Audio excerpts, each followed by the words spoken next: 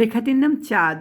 লেখাটি এমন: মনটা এখন খুশির দোলায়, পড়ছে তাকেই মনে, সুখগুলো ঠিক যাচ্ছে ছুঁয়ে, কেবল তাকে চিনে। ওই যে দূরে চাঁদের আলো, অন্য রকম রং, কে দিল ওর নীলচে শাড়ি, কেবল দেখি ঢং।